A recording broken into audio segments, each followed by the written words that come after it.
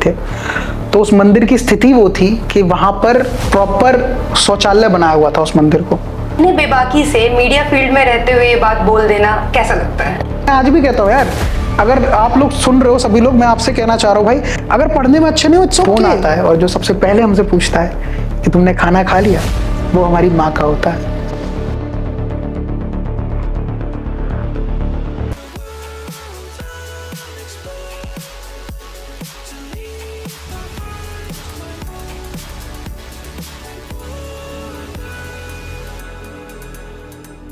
आज हमारे साथ एक ऐसे शख्स है जिन्होंने काफी कम उम्र में एक मीडिया वेंचर स्टार्ट किया, और ना सिर्फ ये, उनके ऐसे वीडियोस और स्पीच है जिन्होंने सोसाइटी पे इम्पैक्ट भी डाला।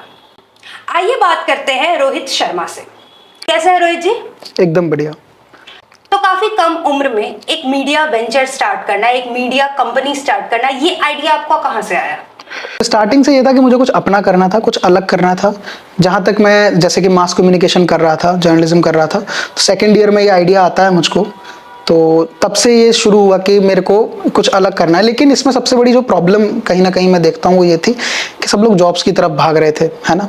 पर ऐसा नहीं मेरे को जॉब नहीं करना था या मेरे को जॉब से कोई प्रॉब्लम थी, जॉब मुझे भी करनी थी। लेकिन मीडिया में अगर मैं बात करूं तो एंकर बनना एक होता है कि आप एंकर बन सकते हो, है ना, एंकरिंग कर सकते हो, फेस आना चाहिए आपका। आप एंकरिंग कर सकते हो जिससे कि आप दिखोगे, टीवी पे दिखोगे।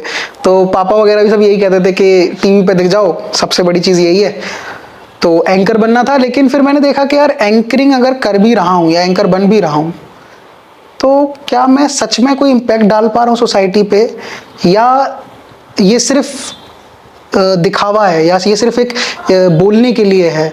मेरे वर्ड्स कोई और कंट्रोल कर रहा है या वो मेरे खुद के शब्द हैं, ये मेरे लिए बहुत ज़रूरी था। तो इसीलिए मैंने खुद का स्टार्ट किया कि कम से कम शब्द मेरे होंगे और जो जनता की सच में समस्या है उस पर बात होगी, ना कि इस बारे में बात होगी कि बॉलीवुड पे क्या हो रहा है या तैमूर कितना बड़ा हो गया, कितनी उम्र हो गई उसकी। इस बारे में मुझे बात नहीं करनी थी। मुझे बात करनी थी हमारे रियल इंडिया के बारे में, इंडिया के छोटे छोटे गाँव के बारे में, वहाँ के लोगों की असली समस्या पर मुझे बात करनी थी। तो उसलिए मैंने ये शुरू किया और ये आगे भी चलेगा। और मैं चाहता हूँ कि जो देश की जनता है वो अधिक से अधिक हमसे जुड़े और अपनी समस्या हम तक पहुंचाए ताकि हम उनको सॉल्यूशन दे सकें। मैग्नेटिक मीडिया, जो आपने ये चैनल अपने मास कॉम के सेकंड ईयर में स्टार्ट किया, इसका आइडिया आपको कहाँ से आया, और ये मैग्नेटिक मीडिया नाम ये कहाँ से दिया आपने? तो when I was in second year, graduation के मैं सेकंड ईयर में था, तो ये नाम मैं सच बताऊं तो बहुत ही रैंडम था। मैं गूगल कर रहा था कि best name for media news channels, new name for news channels. उस टाइम चैट जीपीटी नहीं था, तो मैं गूगल पे सर्च कर रहा था। तो एक आया नाम मैग्नेटिक मीडिया निकल के। तो फिर मैंने कहा कि किसी का है या नहीं है, देखते हैं। तो अच्छा नाम था, मेरे को ठीक लगा। मैं नाम के पीछे एक्चुअली था ही नहीं कि क्या नाम होगा, मैं इस चीज के पीछे था कि काम क्या होगा उसका विजन क्या होगा, मैं उस विजन के पीछे था। तो नाम मेरे को जो लगा कि ठीक है, मैग्नेटिक मीडिया न्यूज़, मैंने कहा ठीक है, ये मतलब छोटा सा नाम है अपना, तो इससे स्टार्ट कर लेते हैं।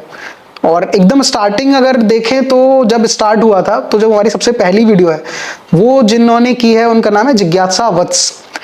तो उन्होंने भी जब स्टार्ट किया, वो बीबीए कर रही थी उस समय, बीबीए एविएशन कर रही थी वो। तो उन्होंने पहला वीडियो डाला, 300 के करीब कुछ व्यूज आए। दूसरा वीडियो भी मेरे कॉलेज की ही जो एक साथ में थे उन्होंने डाला। फिर मैंने जूनियर्स को अप्रोच करना शुरू कर दिया। मैं सेकंड ईयर में था, तो फर्स्ट ईयर वाले थे कि आप लोग आओ, जुड़ो, ऐसे ऐसे करके हम करेंगे। तो इससे पहले एक बड़ा अच्छा किस्सा है जो मैं बताना चाहता हूँ। हाँ, इस पे जाने से पहले कि जब मुझे आइडिया आया तो मैंने अपने दोस्त, जो मेरा पार्थ, जो आज पार्टनर भी है और मैग्नेटिक मीडिया न्यूज़ में मैनेजर भी है, तो मैंने उसको फ़ोन किया कि यार एक आइडिया है। तो बोलता बता। मैंने कहा कि अपन ना एक न्यूज़ चैनल शुरू करते हैं। कहते भाई हम मीडिया में, न्यूज़ चैनल में हम काम ही करेंगे, शुरू करते हैं क्या होता है। मैंने कहा नहीं, ऐसे नहीं, अपना शुरू करते हैं न्यूज़ चैनल जो कि अपना हो। तो बोलता है कि यार भाई अपना प्रोजेक्ट्स वगैरह, असाइनमेंट्स वगैरह पे ध्यान दे, इससे कुछ नहीं होने वाला, ठीक है। ऐसे आइडिया सबको आ रहे हैं, जितने लोग काम कर रहे हैं सबको आते हैं, ये कोई बड़ा आइडिया नहीं है। यार मुझे लगता है ना, आइडिया बड़ा छोटा होता ही नहीं है, मार्केट में जो चल रहा है ना उसको पकड़ लो, ठीक है। और उसमें जो चीज नहीं हो रही है, जैसे मुझे लग रहा था कि इसमें प्रॉब्लम सॉल्व नहीं हो रही। प्रॉब्लम सॉल्व क्या हो सकती है? जैसे गांव देहात के लोगों की बात नहीं हो रही है, ठीक है, जो रियल कोर ऑफ इंडिया उसकी बात नहीं हो रही है, ठीक है, राजनीतिक मुद्दों पर लोग एक पर्टिकुलर राजनीतिक पार्टी को सपोर्ट कर रहे हैं। मुझे लगता है कि यार अगर मीडिया हो तो अनबायस्ड रहो ना, आप बायस्ड हो ही नहीं सकते, है ना। अगर कल को कोई भी पॉलिटिकल पार्टी, भले वो बीजेपी हो, भले वो कांग्रेस हो, या फिर आम आदमी पार्टी, या कोई भी पार्टी हो, मुझे ये है कि मैं सबकी बात रख रहा हूँ, ठीक है। तो मुझे ये नहीं चाहिए कि मैं किसी की लिए बायस्ड हो जाऊं, तो ये था एक मोटिव। तो जब मैंने उसको कॉल किया तो फिर ये सारी बातें हुई, तो उसने, मैंने कहा कि भाई तू इन है नहीं, इतना बता। तो बोलता भाई मैं बिल्कुल इन नहीं हूं, ये फालतू आइडिया एकदम बिल्कुल नहीं चलेगा, और तू भी कुछ टाइम में से बंद कर देगा। तो अब वो सुन रहा होगा वैसे, पर उसके बाद जो चीज़ें हुई वो अलग लेवल की थी। फिर मैंने स्टार्ट कर दिया, एंड जब मेरे पहले 2000 सब्सक्राइबर पूरे हो गए थे, देखो पहले की बहुत खुशी होती है, 2000 मेरे लिए बहुत बड़ा नंबर था, ठीक है। जब पहले 2000 हो गए मेरे, तो मुझे पार्थ का फोन आता है, कहता है भाई सही चल रहा है यार, करते हैं क्या साथ में। तो he was good in graphics, बहुत अच्छे ग्राफिक्स में बहुत अच्छे हैं वो, और he was good in management, manage बहुत अच्छा कर लेते हैं लोगों को। तो मैंने कहा ठीक है करते हैं। तो हमारे पास उस टाइम पे तकरीबन 3 से 4 लोग थे टीम में, फिर धीरे धीरे बढ़े, तो तकरीबन हमारे पास 10 से 12 लोगों की टीम थी। पूरा काम रिमोट बेसिस पे हो रहा है, अलग अलग जगह से लोग जुड़ रहे हैं, कोई गुजरात से है, कोई बनारस से है, कोई मतलब मुंबई से है, तो अलग अलग जगह के लोग जुड़े। और विजन मेरा ये था कि यार इसको ना सब लोग जो ऐसे जो कुछ करना चाहते हैं, जिनका सपना ये है कि हमको अपना कुछ करना है, वो लोग ही मेरे साथ जुड़े। तो जिनका वो सपना नहीं था वो जुड़ के हट भी गए, ठीक है। तो जिनका ये सपना था वो आज तक जुड़े हुए हैं, और जो लोग मेरे से जुड़े, मैंने उनका ख्याल रखा कि जो मेरे ड्रीम के साथ जुड़े, उनको लाइफ में कभी भी कोई भी प्रॉब्लम हो तो I am always be there for them. ये मेरे साथ था। आपने अभी कहा कि पार्थ जी सुन रहे होंगे, पार्थ जी के साथ कई और लोग आपकी बेबाकी को भी सुन रहे होंगे कि जब आपने बोला कि मीडिया अनबायस्ड है, इतने बेबाकी से मीडिया फील्ड में रहते हुए ये बात बोल देना कैसा लगता है? मुझे लगता है कि यार मीडिया को अनबायस्ड, मैंने कहा, होना चाहिए। है ये नहीं है, मुझे पता है नहीं है, और शायद मैं कहूँ कि कोई भी नहीं है तो ये शायद गलत होगा, शायद कोई हो, लेकिन मेरी नज़र में अब तक नहीं आया है। तो मैं ये चाहता था कि अपना जो हो वो बायस्ड मीडिया ना दिखे, हम लोग बायस्ड ना दिखें किसी एक पॉलिटिकल पार्टी, किसी एक आइडियोलॉजी के बारे में। दोनों तरफ की बातें रखी जाए, दोनों तरफ की बातें की जाए, तो ये चीज़ थी। बाकी पार्थ के अलावा अगर मैं बात करूँ तो जो लोग मेरे साथ जुड़े, मैं आपको बताता हूँ, एक काशवी करके हैं न्यूज़ एंकर, जो मेरे साथ जुड़ी थी एज एन एंकर, उनमें बहुत इंप्रूवमेंट आया, और अभी वो एक अच्छे न्यूज़ चैनल के साथ काम कर रहे हैं एज एन एंकर। इसके अलावा भी जो और लोग थे, जैसे लखन जो थे उस समय पे, लखन उपाध्याय, अभी फिलहाल वो इंडिगो में हैं, वो भी एविएशन कर रहे थे, उन्होंने भी काफ़ी सपोर्ट किया था उस टाइम पे, एज सपोर्ट भी किया था, और एज वो मेरे ब्रदर भी है, मेरा छोटा भाई है। तो उससे मेरे को जो चीज़ लगती है कि मुझे मेरे छोटे भाई से जो सीखने को मिली, वो था टीम कैसे बनाते हैं। मुझे ये था कि मैं क्या कर सकता हूँ या मैं क्या कर लूंगा, I aggressively working on myself कि मैं क्या क्या ला सकता हूँ। लेकिन जो लखन था, क्योंकि उसने बीबीए किया था तो उसे मैनेजमेंट का अंदाजा था, उसी ने मेरे को आइडिया दिया था कि यार तुम टीम रखो, ठीक है, लिंक्डइन से हायरिंग कर सकते हो फ्री में, है ना, वहां से हायरिंग करो, लोगों से बात करो, कनेक्ट करो, और अपना पूरा इस तरह से सेटअप बनाओ। तो इसका क्रेडिट उसको जाता है, लखन को जाता है, और सबसे पहले वीडियो डालने का क्रेडिट जिज्ञासा को जाता है, जिज्ञासा वंश। तो मैं इन दोनों को क्रेडिट दे रहा हूँ पहले कि ये लोग उस आइडिया के सबसे पहले पिलर थे, और जो इसको मजबूती दी है, इस आइडिया को, वो मजबूती दी है पार्थ ने, क्योंकि मैनेज करना हो गया, अप्स एंड डाउन्स में चीजें स्टार्टिंग में नहीं जुड़ा, लेकिन जब बाद में जुड़ा तो अब तक जुड़ा हुआ है और लाइफ टाइम जुड़ा रहेगा। अभी पॉडकास्ट के स्टार्टिंग में ही मैंने बोला कि आपके कुछ स्पीचेस है, आपके कुछ वीडियोस है जिन्होंने सोशल इम्पैक्ट दिए हैं, उनके बारे में आप बता सकते हैं? तो एक वीडियो था हमारे, मैं अलीगढ़ से आता हूँ, तो हमारे अलीगढ़ के पास ही एक जगह है सिकंदराव, तकरीबन 30 किलोमीटर दूर है अलीगढ़ से। तो वहाँ पे एक मंदिर था भगवान श्री राम का, और वहाँ महादेव भी स्थापित थे। तो उस मंदिर की स्थिति, क्योंकि वो एक ऐसे इलाके में आता था जहाँ पर मेजॉरिटी हिंदूज नहीं थे, तो उस मंदिर की स्थिति वो थी कि वहां पर प्रॉपर शौचालय बनाया हुआ था उस मंदिर को, वहां पर लोग इस तरह से चीजें कर रहे थे। तो मुझे लगा कि यार वो जो कंडीशन है उसको इम्प्रूव करना चाहिए। तो बहुत ही एक इमोशनल मोमेंट था वो मेरे लिए। उस वीडियो को दूसरी बार में बना पाया बिकॉज आई वॉज क्राइंग। जब मैंने वो वीडियो मेरे पास आया, मुझे बहुत अजीब लग रहा था कि मैं कैसे इस पे बात करूं, कैसे बोलूं। फिर मैंने उस पर बात की और उस वीडियो का इम्पैक्ट ये हुआ कि वहाँ पर सफाई हो गई मंदिर की और सिचुएशन अच्छी हो गई, वहाँ की पूरी जो गंदगी थी वो हट गई। और जो अमर उजाला, दैनिक जागरण, उन सब ने फिर उसके बाद में उसे कवर किया। हाँ, आई थिंक आपके वीडियो के बाद ही धीरे धीरे सारी मीडिया हाउसेस अट्रैक्ट हुई उस सिचुएशन पे। वही बात है ना, मैं यही तो इम्पैक्ट लाना है कि आप जो मीडिया हाउसेस हैं वो मुद्दे को जब उठा रहे हैं जब वो लाइमलाइट में आ रहा है, यानी कि जब मेरा फेसबुक पे वीडियो वायरल हो गया उसके बाद आप लोग आ रहे हो, जब वो जो है अथॉरिटीज तक पहुंच गया वो वीडियो, जो शासन में बैठे हुए हैं, उसके बाद आप आ रहे हो। तो ये मुझे नहीं लगता कि ये एक सही मतलब मीडिया का होना चाहिए। आप जो लोकल मुद्दे हैं, क्योंकि आपको टीआरपी नहीं मिलेगी लोकल मुद्दों से, लोकल मुद्दे शायद नहीं देखेंगे, प्रॉक्सिमिटी तो मिलेगी, उस एरिया के लोग तो देख लेंगे, लेकिन शायद जो आप बॉलीवुड स्टार्स की बात कर लेंगे तो ज़्यादा लोग आपको देख लेंगे। तो मुझे वो ये था कि ऐसा नहीं है कि मैं उनके खिलाफ या बॉलीवुड स्टार्स की बात मैं नहीं करता या कभी नहीं करूँगा, ऐसा मैंने कोई स्टेटमेंट नहीं है, लेकिन मुझे लगता है कि जो रियल जर्नलिज्म है, जो ग्राउंड जीरो पर जाकर होना चाहिए, जो लोगों से बीच बात करके होना चाहिए, वो निकल के आना चाहिए था। तो इसीलिए वो जब वीडियो वायरल हुआ उस पर बहुत से लोगों ने कमेंट किया और एक इमोशनल जो इसमें एंगल जुड़ा, उसी वक्त उसके कुछ समय पहले ही श्री राम जी का मंदिर जो है अयोध्या में वो बन के तैयार हुआ था। तो मेरी स्टार्टिंग लाइन ही यही थी कि भगवान श्री राम के मंदिर की स्थापना तो हमने कर दी, लेकिन क्या हमने हमारे घर के आसपास के मंदिरों को देखा, उनकी स्थिति को देखा? तो वो ये स्टार्ट था उसका। तो ये बहुत अच्छा वो वीडियो रिस्पॉन्स भी किया और लोगों का जो एक मैं अभी भी जब कभी उधर की तरफ जाता हूँ सिकंदराबाद की तरफ, तो जो कुछ लोग हैं वहाँ पे जो उस एरिया में रहते हैं तो वो बहुत रिस्पेक्ट करते हैं, तो बहुत मानते हैं। तो मुझे बहुत अच्छा लगता है अंदर से कि कोई एक इम्पैक्ट आया, एटलीस्ट लोग देखे वो चीज़ें जो सच में मीडिया को करनी चाहिए, वो मैंने की। तो मुझे अगर मैं कहूँ कि अब तक का सबसे जो हैप्पीएस्ट मोमेंट है वो था जब मैं वहाँ गया था और वहाँ से मुझे लोगों ने पहचाना था।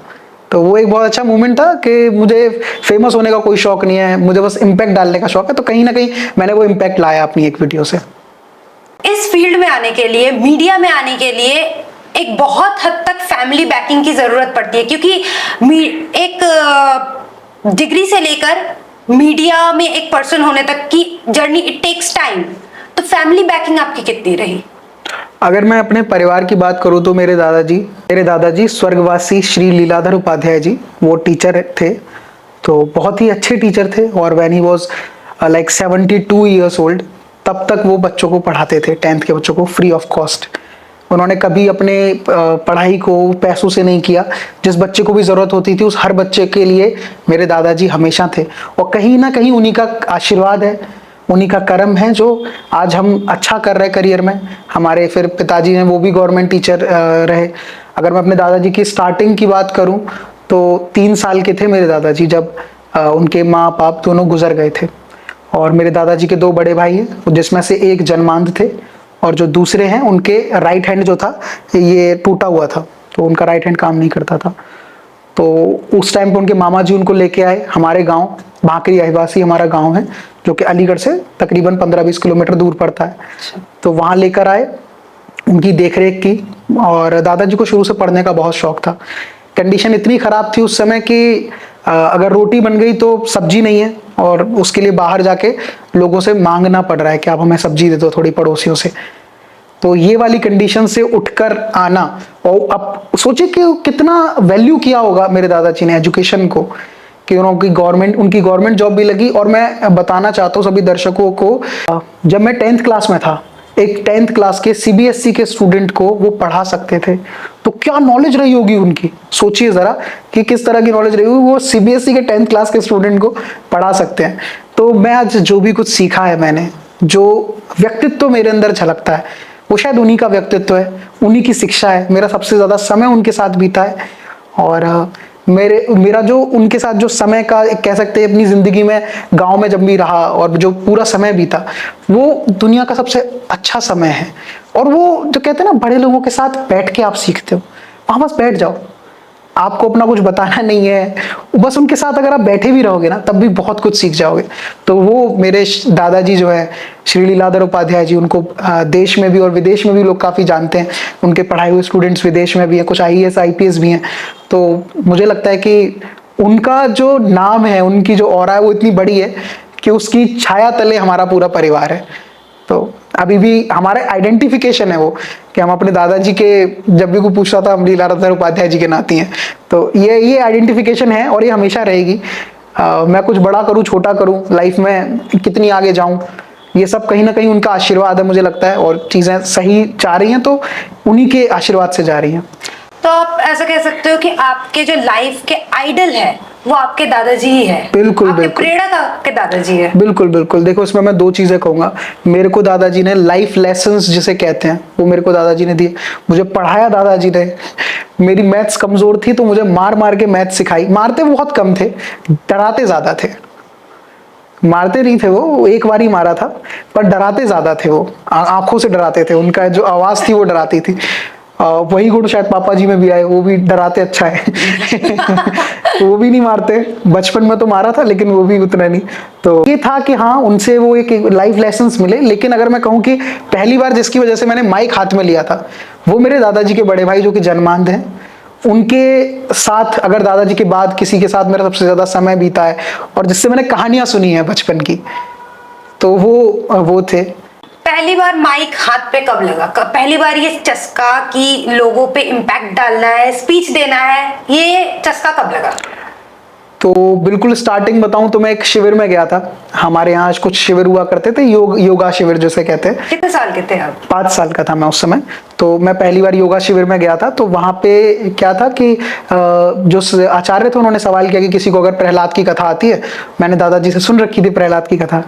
तो मैं वहां, तो अभी भी नानी बताती है मुझे, तोतली सी आवाज में, और प्रहलाद की कथा सुना रहा था। तो लोगों की बहुत तालियां बजी और बहुत प्रोत्साहन मिला। मुझे आज भी वो इंसिडेंट याद रहता है। मैं 5 साल का था उस वक्त। तो वो माइक जो, इतना मुझे समझ में आ गया था कि माइक पे मुझे बोलने में हेजिटेशन नहीं होती थी, बचपन से नहीं होती। मेरे सामने 100 लोग हों, 200 लोग हों या 10,000 लोग हों। और ऐसा हुआ भी है। जब धर्मरक्षा मंच जो है उससे मैंने जब संबोधन दिया था तो वहाँ तकरीबन 20 से 30 हजार लोग की पब्लिक थी, और मुझे इतनी सी भी हेजिटेशन या इतना सा भी वो नहीं हुआ था। वहाँ पे मैंने स्वामी विवेकानंद जी के बारे में बोला था। तो वो एक, मुझे लगता है कि जो स्टार्ट हुआ वो उनकी इंस्पिरेशन थी, उनकी कहानियां थी। मैं तो खाली उनकी कहानियों को कॉपी करके बोलने वाला था। आज भी मैं बहुत जो ज़हीन लोग हैं, जो मेरे बड़े हैं, जो मेरे अपने हैं, उनको कॉपी ही करता हूँ। तो आप जो देख रहे हो ये मैं नहीं हूँ, ये मेरे दादाजी की, मेरे दादाजी के जो बड़े भाई थे उनकी, मेरे पापा की और मेरी मम्मी के दिए हुए संस्कारों की कॉपी है। तो ये कॉपीड वर्जन है। अच्छा, तो ये तो हो गया 5 साल के रोहित शर्मा ने सबसे पहला अपना स्पीच दिया था। आपका सबसे पहला स्पीच जिसने लोगों को इम्पैक्ट किया, ये कौन सा था? तो सबसे पहला स्पीच जो मैं कहूँगा जो मेरा सक्सेसफुल भी था, तो आपके कलाम साहब के जो फ्रेंड हैं, उनकी टीम मेंबर जो हैं, जो उसमें मिसाइल में और इन सब चीज़ों में टीम मेंबर्स जो रहे थे, तो उस टाइम कलाम साहब नहीं रहे थे, when I was in 10th class. तो वो आए थे हमारे स्कूल, विजडम पब्लिक स्कूल से मैं पढ़ा हुआ हूँ अलीगढ़ में। तो वहाँ पर वो आए थे और उनके सामने मुझे स्पीच देनी थी। तो मेरी स्पीच जो थी, स्टार्टिंग में अगर स्कूल लाइफ की थोड़ी सी कुछ ग्लिम्स दे दूं, तो स्कूल में I was a notorious child. मैं बहुत शरारती बच्चों में से था, क्योंकि मेरा ध्यान पढ़ाई में नहीं था, ऑनेस्टली नहीं था पढ़ाई में। कुछ सब्जेक्ट्स में अच्छा था, जैसे हिंदी, इंग्लिश और साइंस। बाकी मेरा मैथमेटिक्स में बहुत खराब था, और ओवरऑल ध्यान मेरा पढ़ाई में था नहीं। मेरे को को स्कॉलस्टिक एक्टिविटीज पसंद थी, मेरे को खेलना पसंद था, मेरे को म्यूजिक पसंद था, और मेरे को स्पीच देना, डिबेट करना, ये सब चीज़ें पसंद थी। तो स्पीच की अगर मैं स्पेसिफिकली बात करूं, अगर स्टेज की, तो मुझे टीचर्स अलाउ ही नहीं करते थे कि मैं स्पीच दूं, क्योंकि उन्हें लगता था कि ये शरारती बच्चा है, ये कुछ करेगा है नहीं, ये बस ऐसे ही वक्त बर्बाद करेगा। तो जब मुझे नहीं दे रहे थे, मैं शुरू से ही बहुत बेबाक रहा हूँ। तो जब मुझे वक्त नहीं दे रहे थे तो मैंने कहा कि मैं प्रिंसिपल के पास गया। मैंने कहा मैम मुझे स्पीच देनी है। इतनी छोटी सी बात के लिए आज तक कोई प्रिंसिपल ऑफिस में नहीं आया था। तो मुझे आज भी याद है, जो हमारी प्रिंसिपल है निर्मला अग्रवाल, वो देख रही होंगी तो सुन रही होंगी कि, तो मैं सबसे पहले उनके पास पहुंच गया। वो शौक थी कि ये कौन बच्चा है जो मेरे पास आके बोल रहा है कि मुझे बोलने का मौका नहीं दिया जा रहा और मैं स्पीच देना चाहता हूँ, क्योंकि मैं पढ़ने में अच्छा नहीं हूँ इसीलिए मुझे मौका नहीं दे रहे। ये क्या बात हुई कि जो मैं किसी चीज में तो अच्छे हो गए ना यार, अपने फील्ड के मास्टर बन जाओ। मैं नहीं था पढ़ने में अच्छा, और शायद मुझसे तुम आज भी कहोगे कोई एग्जाम देना तो शायद मैं उसमें compete ना कर पाऊं, लेकिन लाइफ के एग्जाम में कैसे compete करना है वो मेरे को पता है। तो मैं प्रिंसिपल मैम के पास पहुंचता हूँ और उनसे कहता हूँ कि मैम मुझे स्पीच ऐसे ऐसे देनी है। तो वो कहते हैं अपने टीचर से बात करो। मैंने कहा वो मुझे अलाउ नहीं करते। तो कह रहे क्यों नहीं करते? मैंने कहा मैम मेरे मार्क्स अच्छे नहीं आते। तो उनको कुछ तो लगा, तो उन्होंने कहा अच्छा तो चलो बोल के दिखाओ, किस बारे में बोलोगे? तो वहाँ पे जो कुछ सेकंड की स्पीच मैम ने मेरी सुनी and ma'am was very impressed. Principal ma'am class teacher को बुलाकर बोलती हैं कि ये लड़का जो हमारे गेस्ट आ रहे हैं उसमें स्पीच यही देगा। उसके लिए पूरे स्कूल से कोई एक बच्चा सेलेक्ट होना था and I got selected about 40 second की उस स्पीच से जो मैंने प्रिंसिपल मैम के सामने दी थी, प्रिपेयर की थी। वो सिनेमा बन गया। हाँ, तो वो वहां पे सिलेक्ट हुई और वहां पे ऐसा पहला मतलब स्पीच में क्या होता है, अक्सर स्कूल की स्पीचेस में क्या होता है, लोग बोर हो रहे होते हैं, किसी को कोई मतलब नहीं होता आया गया कब। मेरी स्पीच पे तकरीबन मुझे याद है आज भी 8 बार तालियां बजी थी। अराउंड मैंने 5 से 6 मिनट ही की स्पीच दी थी, जिसमें मोस्टली जो थे मैंने राइमिंग वर्ड्स यूज किए थे, ठीक है। और सबसे अच्छी बात ये थी कि जो मैंने एक वर्ड जिससे शुरुआत की थी, जिसके बारे में बोला था, वो तकरीबन 2-3 साल और 2 साल और रहा मैं स्कूल में 11th और 12th। तो वो जो सेम वर्ड था वो वर्ड मैंने रिपीट होते हुए देखा हर स्पीच में। वो वर्ड था कि आज़ादी हमें किसी ईश्वरीय वरदान नहीं अपितु हमारे वीरों के बलिदान स्वरूप प्राप्त हुई है। तो ये मैंने एक राइमिंग सा थोड़ा कुछ लिखा था उस वक्त, जितनी नॉलेज थी उस हिसाब से। तो वो कहीं ना कहीं अच्छा गया। तो वहाँ स्टैंडिंग ओवेशन मिला और जितने भी डायरेक्टर्स थे सब लोग खड़े होके तालियां बजा रहे थे। तो वो एक अजीब, बहुत ही कहते ना, मैं अच्छा भी नहीं कि अच्छा छोटा शब्द होगा उसके लिए, वो एक मैजिकल मूवमेंट था। अंदर से ऐसा लग रहा था कि यार मैं रो गया था उसमें। और इसके पीछे की एक और कहानी है। वो कहानी ये है कि मेरी मम्मी जो थी, जो हमारी माता जी हैं, उनको पसंद नहीं था मेरा स्पीच वगैरह देना ये सब करना। तो उन्होंने मना कर दिया था कि कहीं नहीं जाना भाई, ऐसे स्पीच वगैरह कुछ नहीं देनी। और क्योंकि उस दिन छुट्टी थी, 15 अगस्त था, तो कोई जा नहीं रहा था स्कूल, छोटा भाई भी नहीं जा रहा था। तो घर में था कि क्यों जाना है, क्यों फालतू में इतना दूर जाना है। बारिश भी पड़ रही थी, एक दिन पहले बारिश पड़ रही थी कि बारिश पड़ रही है क्यों जा रहे हो। पर मेरे को था कि यार जाना है। तो मम्मा बोलती है कि अगर जाना है तो ये वाइट वाली पैंट, अपना ड्रेस कोड था वहाँ, वाइट पैंट पहन के जानी थी, कि तो खुद से कपड़े धो, मैं नहीं धो के दूंगी। तो ऐसा कभी होता नहीं है, लेकिन उस दिन मैंने खुद से वो पैंट धोया और वो सूखा भी नहीं था अच्छे से, और वो गीला पैंट पहन के ही गया और वहां पे जाके स्पीच दी। तो वो फिर बाद में आके मैंने बताया कि ऐसे ऐसे हुआ, ये सब हुआ, तो मम्मी बहुत खुश हुई। मुझे उस दिन समझ में आया कि यार मम्मी पापा ना आपके उससे नहीं, उनको ये नहीं है, उनको पता नहीं है ना यार, उनका भी करियर से वो नहीं है कि आप क्या कर रहे हो क्या नहीं कर रहे हो। उनको आपकी सक्सेस से फर्क पड़ता है। मुझे लगता है कि मेरी मम्मी को तो मेरी सक्सेस से भी फर्क नहीं पड़ता, उनको इस बात से फर्क पड़ता है कि मैंने खाना खाया है कि नहीं। उनको इस बात से फर्क पड़ता है कि मैं खुश हूं कि नहीं। यार पूरी दुनिया में ना पैसे पूछने वाला और चीजें बोलने वाले बहुत लोग हैं, लेकिन एक माँ है जो अपने बच्चे से पूछ पाती है कि तूने खाना खाया कि नहीं। तो अपने शहर से दूर बैठे हैं यहाँ पर, तो मुझे एक फोन आता है और जो सबसे पहले हमसे पूछता है कि तुमने खाना खा लिया, वो हमारी माँ का होता है। और अगर पापा की बात करूं तो मेरे जो फादर हैं वो गवर्नमेंट टीचर है, तो उनकी लाइफ भी बहुत इंस्पायरिंग रही है। मेरे पापा ने मुझे कभी किसी चीज़ के लिए नहीं रोका। जब मेरे करियर में स्ट्रगल भी चल रहा था ना, मेरे पापा को मुझे फ़ोन आता था, वो कहते थे कि अरे कोई बात नहीं बेटा, कोई तू कर लेगा, सब हो जाता है, कुछ ना कुछ तो कर ही लेगा, कुछ नहीं हुआ तो यहाँ आ जाइए, मैं कुछ करवा दूंगा, कुछ ना कुछ हो जाएगा ज़िंदगी में। तो वो जो एक वर्ड थे ना कि मैं तेरे साथ हूँ वाले, है ना, आज भी अगर मैं कभी अपने पापा से, वैसे तो भगवान की दया से अभी 3-4 साल में ऐसा कोई मौका आया नहीं, लेकिन अगर मुझे कभी मांगने पड़ जाए तो शायद मेरे लिए सबसे मुश्किल काम इस दुनिया का यही है। अगर मेरे को देना हो तो मुझे बहुत खुशी होती है, लेकिन मांगते वक्त मुझे सबसे ज्यादा दुख होता है। और पापा का ये है कि वो कभी भी मैं डालूं तो वो मुझसे पहले, सबसे पहले पापा, जैसे मम्मी का मैंने सवाल बता दिया, पापा का ये सवाल होता है। पापा से बहुत कम बात होती है मेरी, लेकिन जब साथ में बैठते हैं तो अब होने लगी है। पापा से मैं कहूँ तो मैंने ग्रेजुएशन के बाद बात करना शुरू की है। उससे पहले पापा वाज लाइक कि एक अथॉरिटी पर्सन है जिनसे बात नहीं होती है। तो ये मुझे लगता है पापा से बात होनी चाहिए। मैंने देखा है बहुत जगहों पे पापा से बात नहीं होती, फिर बात जब होना शुरू होती है तो बहुत हार्ट टू हार्ट बात होती है। बिल्कुल। तो मुझे लगता है कि यार स्पेशली मैं लड़कों के लिए कहूँगा, और जो घर के बड़े बच्चे, क्योंकि मैं अपने घर में सबसे बड़ा हूँ, मेरा एक छोटा भाई है, तो जो घर में बड़े हैं उनके लिए कहूँगा कि यार अपने पापा से ना बात करो, बहुत कुछ चीज़ें सॉल्व हो जाएंगी लाइफ की। क्योंकि वो जो लाइफ जी के आए हैं ना यार, तुमको लग रहा है कि तुम जेन ज़ी हो, तुम ज्यादा जानते हो, तुम टीनेजर हो, है ना। हम जब टीनेज में हो तुमको लगता है हम बहुत जानते हैं, ठीक है, लेकिन जब आप उनके साथ बैठोगे, उनके साथ वक्त बिताओगे, तब आपको समझ में आएगा कि कितनी सारी चीजें हैं जो अभी समझना बाकी है, उनको समझना बाकी है। उनकी प्रॉब्लम्स पे बात, उन पे बात करो, उनकी प्रॉब्लम्स पे बात करो। हमारे पापा कभी अपनी प्रॉब्लम्स हमें नहीं बताते, वो सिर्फ हमें अपनी सक्सेस बताते कि ये हुआ था अच्छा, ये हुआ था अच्छा।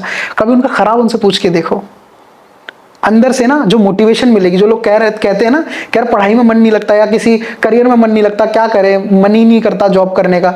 यार एक बार ना अपने पापा की तरफ देखो, इनसे एक बार बात करो, उनकी प्रॉब्लम सुनो। जिस दिन वो करना शुरू कर दोगे ना, ऐसा मोटिवेशन मिलेगा कि लाइफ में फिर रुकने का मन नहीं करेगा, मजा आने लगेगा काम करने में। अगर कुछ भी ना हो तो दिन के अंत में पापा से ये जरूर पूछो कि पापा आप कैसे हो। क्या बात है, बहुत अच्छी बात है। इतना तो जरूर एक बच्चे को करना चाहिए जी। हर कोई अपने जीवन में किसी ना किसी से इंस्पायर्ड होता है। एक बच्चे के जीवन में एक शिक्षक और उसके युवा अवस्था या फिर करियर आते आते उस बहुत सारे लोगों से वो टकराता है। तो आप अपनी लाइफ में मेंटोर किसको मानते हो? देखो, जब मैं अगर एकदम स्टार्टिंग की बात करूं तो लाइफ लेसन्स में तो मेरे दादाजी, लेकिन अगर मैं करियर के प्रोस्पेक्टिव से स्पेसिफिकली बात करूं तो अतुल श्रीवास्तव जी हैं, अतुल श्रीवास्तव सर हैं। उनको मैं मानता हूं कि ही इज़ द पर्सन जिन्होंने मुझे चांस दिया, जिन्होंने मुझे गाइड किया और अथॉरिटी लेना सिखाया बेसिकली। तो मुझे, क्योंकि मेरा ये था कि रिस्पॉन्सिबल, मैं साफ कैमरे के सामने कहता हूँ मैं रिस्पॉन्सिबल नहीं हूँ, उतना रिस्पॉन्सिबल नहीं हूँ। अगर मुझे आप कोई काम दोगे तो मुझे हो सकता है थोड़ा डिले हो जाए, है ना, या फिर टीम के साथ कैसे काम करते हैं, है ना, 10 लोगों को जोड़ के काम कैसे करते हैं, वो कहीं ना कहीं उनसे सीखने को मिला।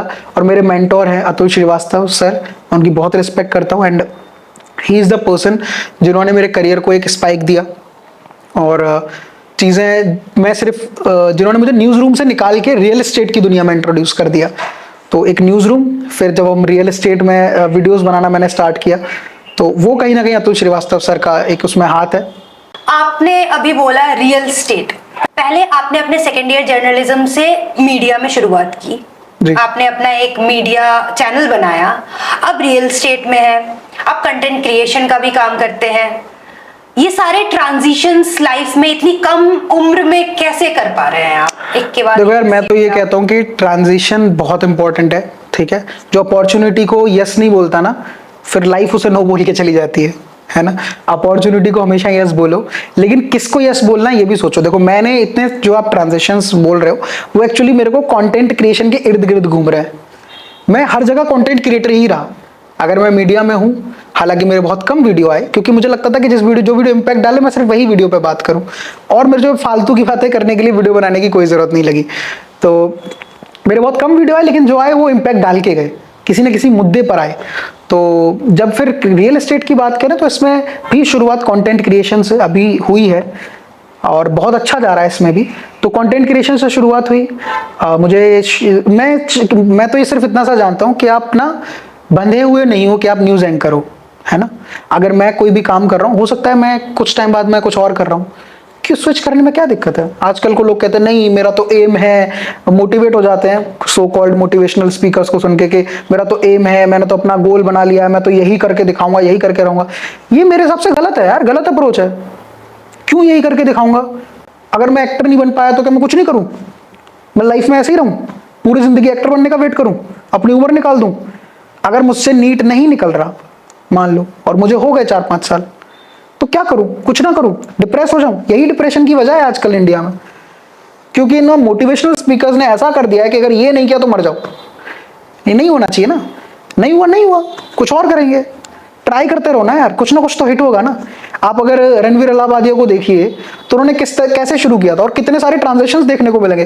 कभी पॉडकास्ट भी कर लिया, है ना, उनका जो एक ट्रांसफॉर्मेशन का था जिसमें वो बॉडी बिल्डिंग वगैरह बता रहे थे, फैट लॉस वगैरह दिखा रहे थे, वो कर लिया। क्या नहीं किया उस बंदे ने, हर चीज ट्राई की।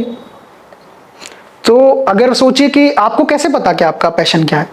जो 13-14 साल के बच्चे हैं, जो 9th-10th क्लास में पढ़ रहे हैं, 12th क्लास में पढ़ रहे हैं, उनको क्या पता उनका पैशन क्या है यार? वो तो उतरे ही नहीं, है ना। तुम कह दो मेरा पैशन डांस है, मेरा पैशन सिंगिंग है, तो ये पैशन नहीं है, आपकी हॉबी हो सकती है ना। और कुछ लोगों के लिए पैशन हो सकता है अगर आप उसमें करियर बनाते हो तो, या उसमें करियर की तरफ उस जाते पे हैं तो लगातार काम किए जा रहे हो तो ठीक है। तो ये ना मेरे को लगता है कि जो मैंने बुक्स पढ़ी है उनमें से मुझे लगता है कि यार अगर आप किसी चीज़ पे लगातार काम करते हो ना, अगर 21 डेज चैलेंज की भी बात कर लें, तो अगर आप लगातार काम करते हो, अपनी पूरी शिद्दत से काम करते हो, ये वर्ड याद रखना, शिद्दत से। कभी ना, मैं हर रोज़ रात को बैठता हूँ, मेरी एक हैबिट है, हर रोज़ रात को बैठता हूँ, डायरी खोलता हूँ और उस पर एक चीज़ लिखता हूँ, क्या आज मैंने पूरी शिद्दत अपना 100% दिया? और आप यकीन नहीं मानोगे 80% मेरा जवाब ना होता है कि मैं अपना 100% नहीं दे रहा हूं। अगर मैं अपना 100% नहीं दे रहा तो वाई एक्सपेक्टिंग कि मुझे 100% रिजल्ट मिलने वाले हैं।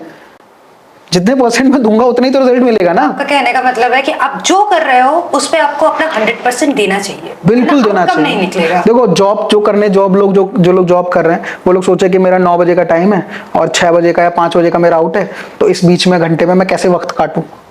यार तुम वक्त नहीं काट रहे हो, तुम कॉर्पोरेट के ट्रैप में भी फंस जाओगे और तुम जिंदगी में कुछ बड़ा नहीं कर पाओगे। भाई जो आज कॉर्पोरेट में भी अच्छी अच्छी सैलरी उठा रहे हैं ना, मैं कॉर्पोरेट को बिल्कुल खराब नहीं बोलता, जॉब करना कोई खराब बात नहीं है, इंडिया की बहुत सारी पॉपुलेशन कर रही है, सब लोग करते हैं, करो, अच्छी बात है। लेकिन अगर आप उसमें ये सोचो कि मेरे ये घंटे कट जाए, उसके बाद फिर आगे देखते हैं, है ना, रोज रोज के घंटे कट रहे हैं, अपनी सैलरी आ जाएगी, ये कितनी गलत अप्रोच है। आप सीख क्या रहे हो, आपकी पर्सनल ग्रोथ क्या हो रही है, वहां से आपको कुछ भी सीखने को नहीं मिल रहा। और at the end of your career क्या होने वाला है पता है?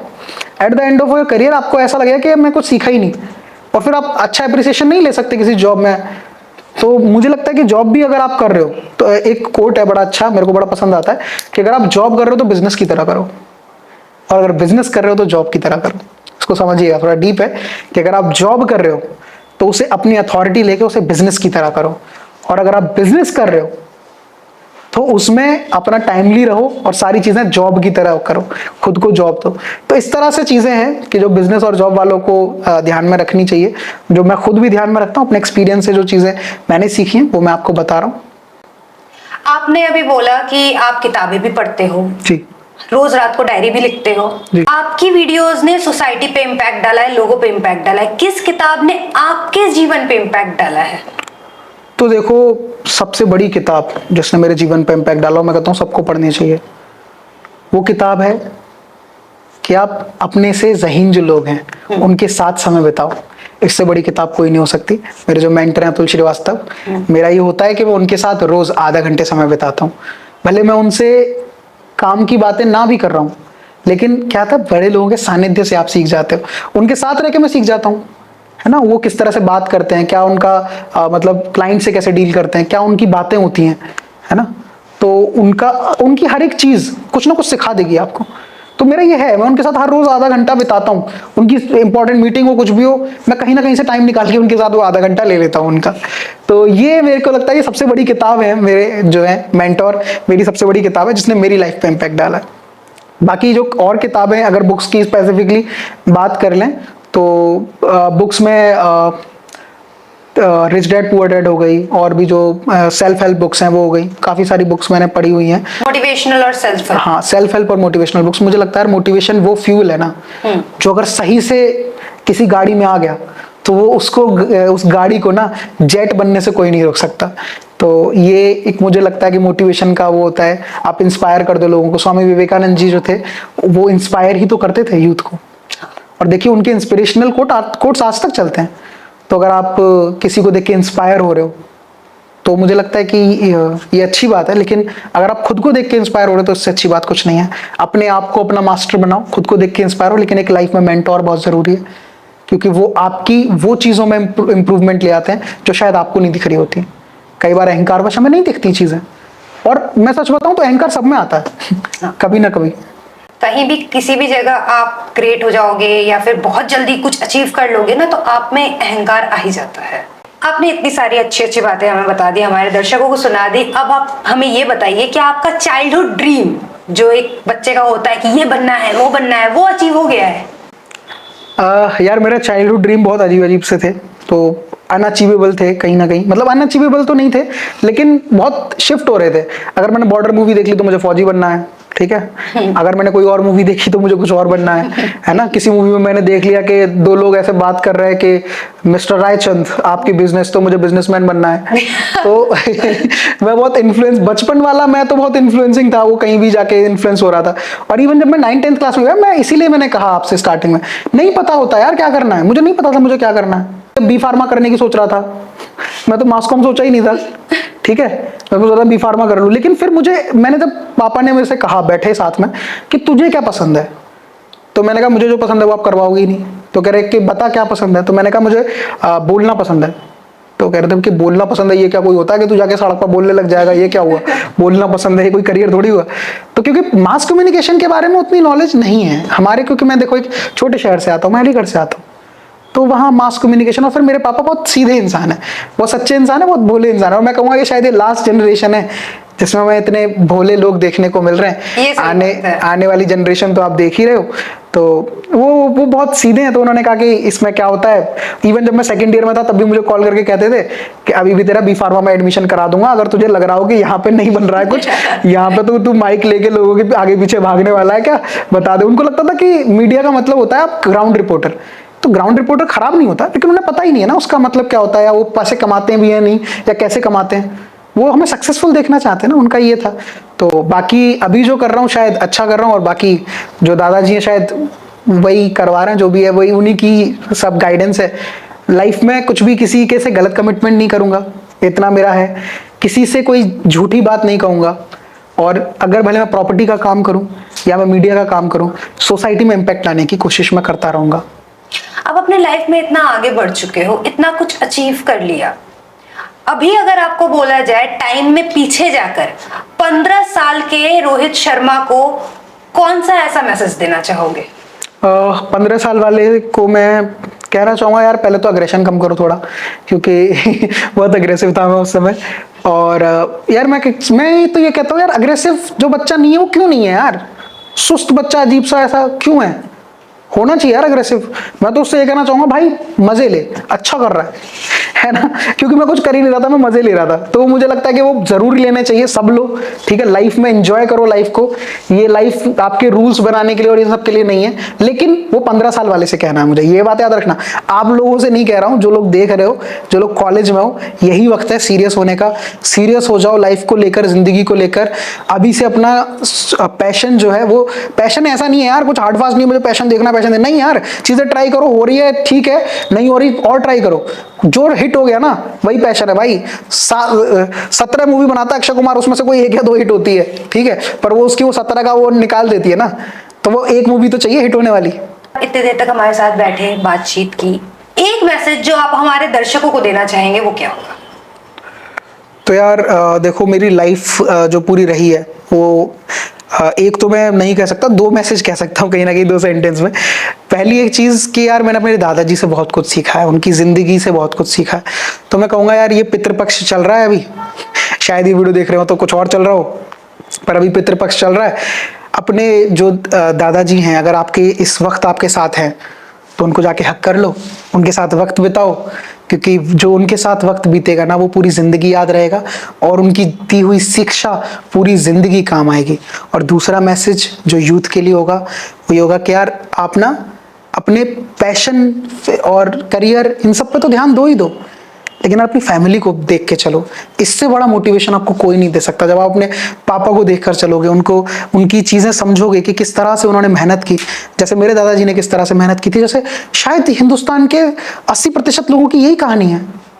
अगर आप इस कहानी से रिलेट कर पाए हो तो हमारे चैनल को सब्सक्राइब करके और कमेंट सेक्शन में लिख देना कि आपको कौन सा सेगमेंट सबसे अच्छा लगा और किस कहानी से आपने रिलेट किया। अगर आपकी भी ऐसी कोई कहानी है तो आप हमारे साथ जुड़ सकते हैं, हमें अपनी कहानियां सुना सकते हैं। कमेंट सेक्शन में आपकी कहानियां मैं पर्सनली सुनूंगा और उस पर रिएक्ट भी करूंगा। आपने सुना रोहित शर्मा को, जो आज के टाइम पे एक अच्छे खासे कंटेंट क्रिएटर और रियल एस्टेट बिजनेस में भी है, साथ ही साथ अपना एक मीडिया चैनल भी चला रहा है। उनकी बात मानिए, अपने पैशन को फॉलो कीजिए और सही तरीके से फॉलो कीजिए। मिलते हैं अगले एपिसोड में।